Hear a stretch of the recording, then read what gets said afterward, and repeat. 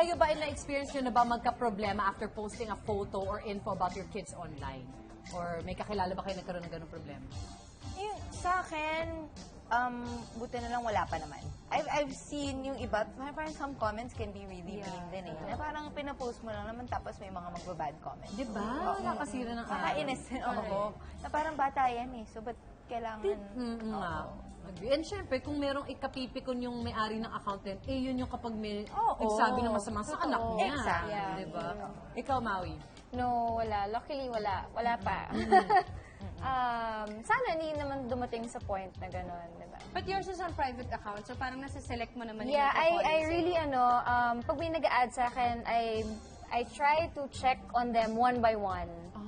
So, talagang iniisa-isa ko yun. I wanna keep my account free from those bashers.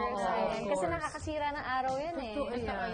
Yeah. Ikaw, Mars? Ako na-experience ko lang. Kasi syempre, pag within the village, I remember I posted a video of Nathan na nasa gilid siya ng van, tapos sumasayaw siya. So yung mga comments na dapat naka-car seat, dapat naka-ganito, yung mga ganun na naman. But parang ako kaya ako ba i-explain na pumunta lang kami sa bahay ng lola ko nung time na yun.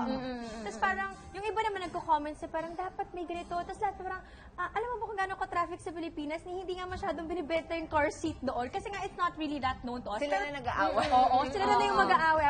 Yun lang naman yung pinaka napansin ko na significant dun sa mga comments na natanggap ko. But other than that, parang wala namang negative. Buti naman sa awa ng Diyos.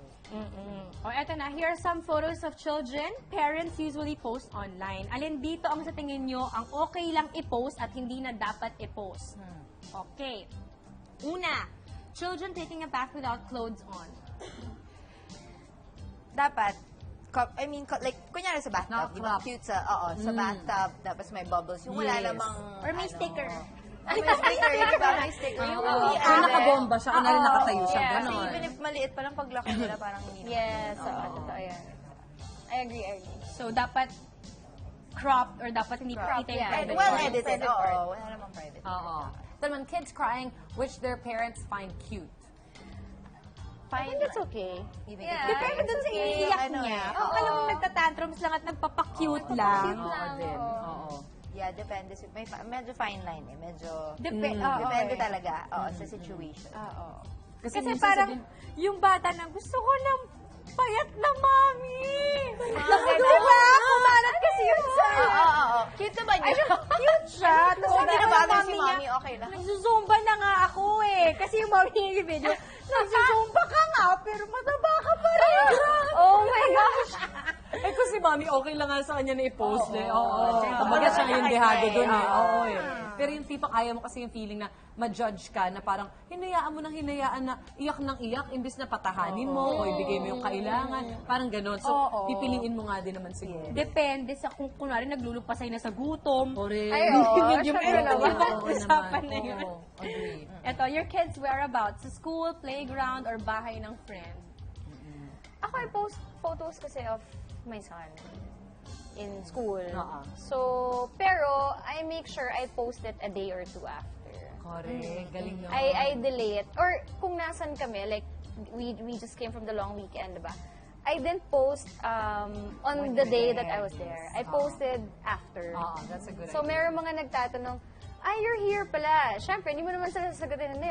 I went home already. Kumbaga, you delay your post. Right. That's a good idea. Or ako naman, hindi ko masyadong ginagamit yung location. Kasi Yeah. diba yung iba, you can put yung Right. location kung nasa. Yes. Ako, yun yung hindi ko ginagamit talaga. Yeah. Tsaka naka-off yung location kasi ang Ako lakas rin. sa baterya. Tama ka din dyan. So it's forever off. Tsaka ako din, ayoko din that they knew where, and especially pag kunwari, when Paolo and I travel, and then hindi namin kasama yung kids. Yeah. Usually yan, hindi din ako naglalagay ng kunwari, we're here in wherever, nahalata mo kung nasan yan. Pero generally also, kasi my accounts are private. So parang whoever will see that are my friends. So, di ba, kung meron silang kasama naman nilang kaibigan. Sabi naman kayo. Ilan ang followers mo, Mars? Sa marami, IG. 300. Oh, madami Dami na. na. Kilala ko lahat yun. Friends ko lahat yun. galing. Ang galing na. Ano yan, sobrang selected at talagang piling-pili. Kaya ngayon sa IG sila ni Camille. Hi kay Marcy. Sa akin din nag-hide. Sa Twitter, Oh, ito naman, embarrassing photos like kids using the potty. I'm trying to think if I posted. Oo nga, ako din. I did. I remember Parang I did. na. When That's Nathan was right. 5, Yes. he was trying to wash himself.